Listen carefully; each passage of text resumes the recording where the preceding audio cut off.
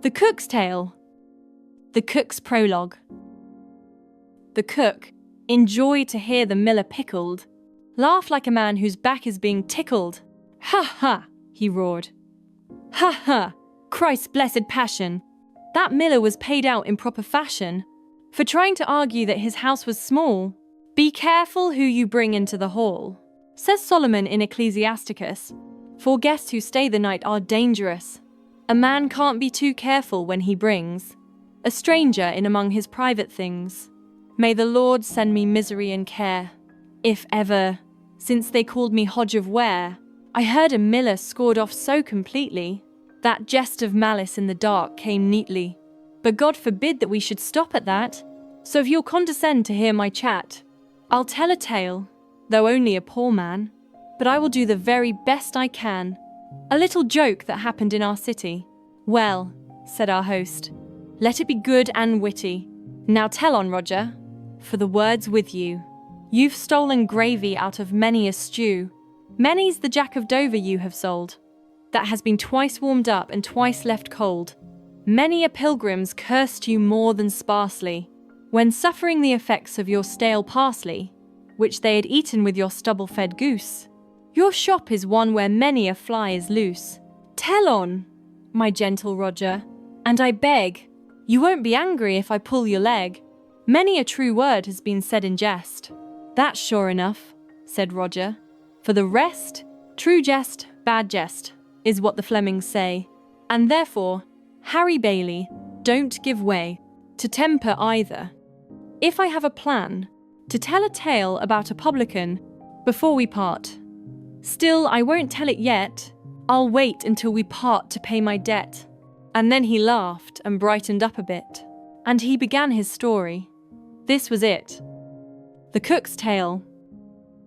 There was a prentice living in our town, worked in the victualling trade, and he was brown as a berry. Spruce and short he stood, as gallant as a goldfinch in the wood. Black were his locks and combed with fetching skill. He danced so merrily, with such a will, that he was known as Revelling Peterkin. He was as full of love, as full of sin, as hives are full of honey, and as sweet. Lucky the wench that Peter chanced to meet.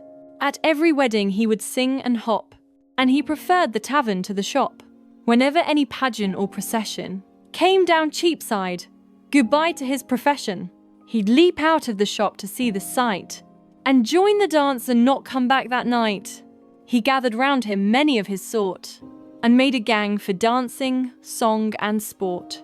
They used to make appointments where to meet for playing dice in such and such a street, and no apprentice had a touch so nice as Peter when it came to casting dice.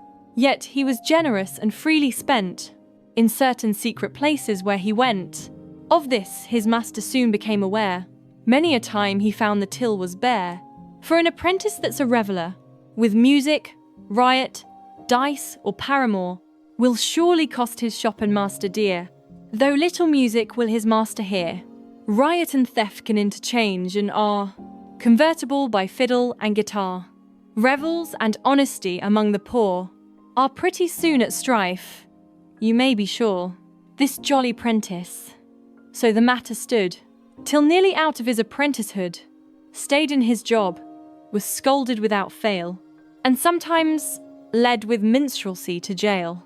But in the end, his master, taking thought, while casting up what he had sold and bought, hit on a proverb as he sat and pored, "Throw out a rotten apple from the hoard, or it will rot the others." Thus it ran.